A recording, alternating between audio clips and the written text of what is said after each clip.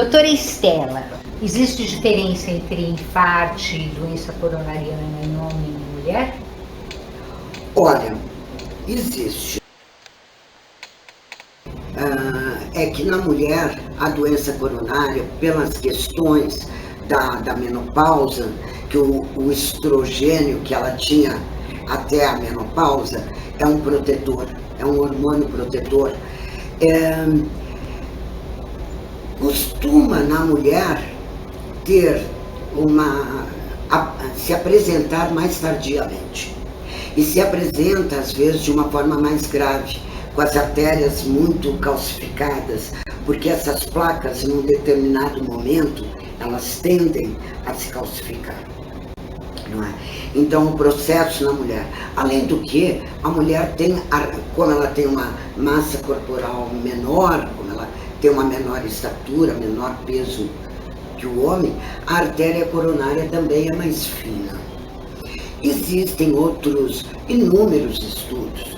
Eu andei vendo uma pesquisa aí britânica esses dias, que foi divulgada aí pelos meios de comunicação, recebi e-mails e tudo, dizendo que pelo menos lá na Grã-Bretanha, as mulheres que infartam são menos diagnosticadas do que os homens, quer dizer, são subdiagnosticados os infartos nas mulheres. Isso acontece ou já aconteceu também aqui no nosso meio?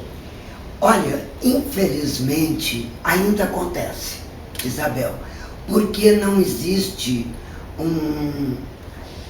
uma hegemonia no atendimento à saúde, nem no Brasil, nem na Grã-Bretanha, nem em parte alguma, porque há centros mais desenvolvidos e outros menos. E isso sempre aconteceu. Sempre é uma coisa estabelecida que o homem tem mais infarto do miocárdio, mais doença cardiovascular do que a mulher. Isso é mito, porque hoje nós sabemos que a mulher morre mais de infarto do que de câncer de mama. É que o homem, com maior facilidade, quanto mais jovem, mais, ele apresenta os sintomas típicos do infarto do miocárdio.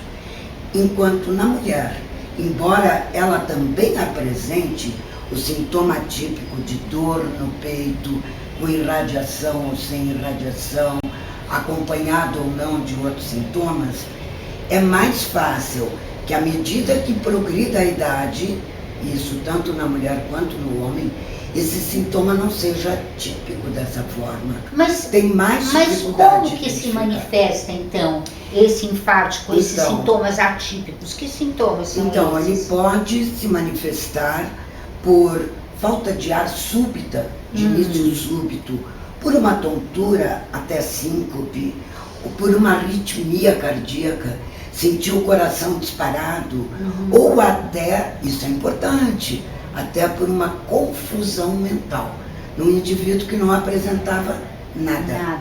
Não é?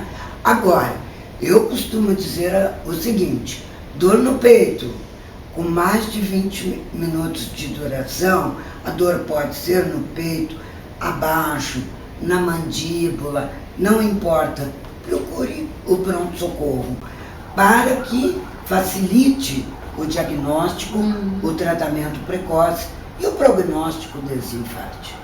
E como é que é na carreira médica? Que até tão pouco tempo atrás era exclusivamente masculina.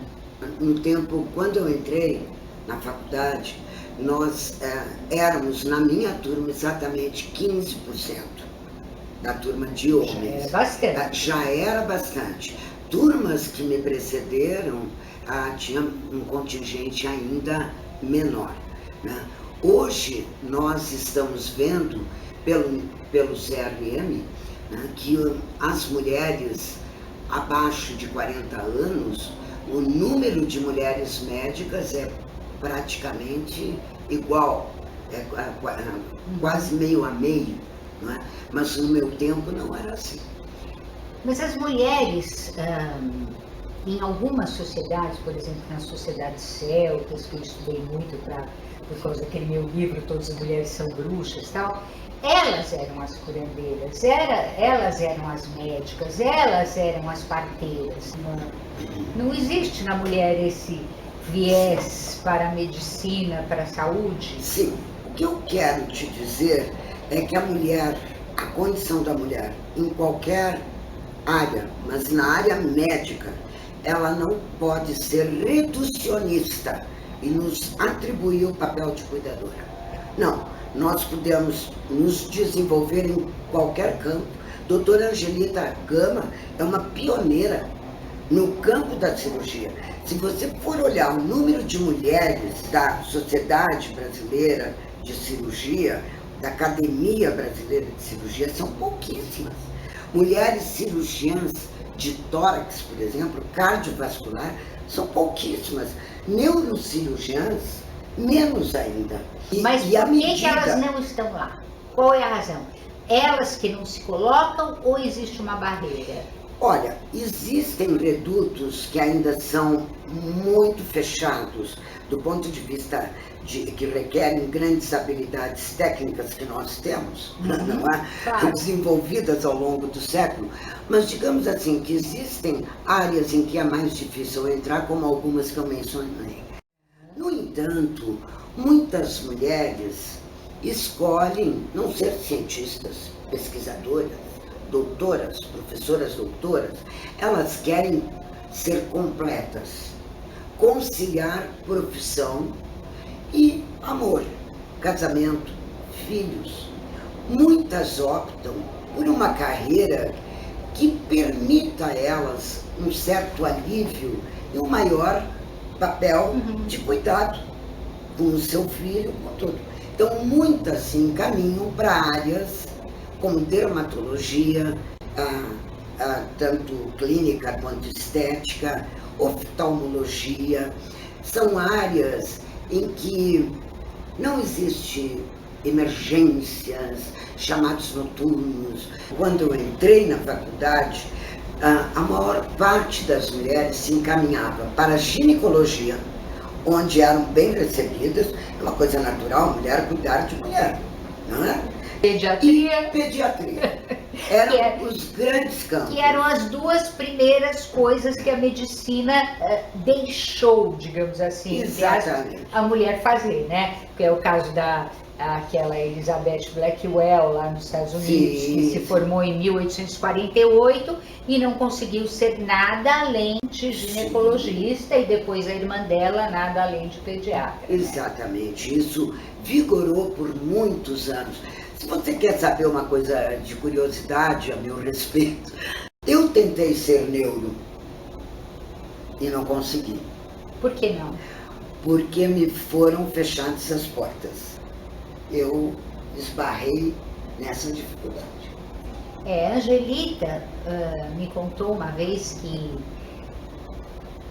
quando ela quis ser cirurgiã e se apresentou ao mestre dela, ele disse: não, eu não vou querer você como minha discípula, porque eu vou ensinar tudo para você, você vai se casar, vai ter filho, vai embora e você está tomando o lugar de um outro cara que pode ser o cirurgião no teu lugar.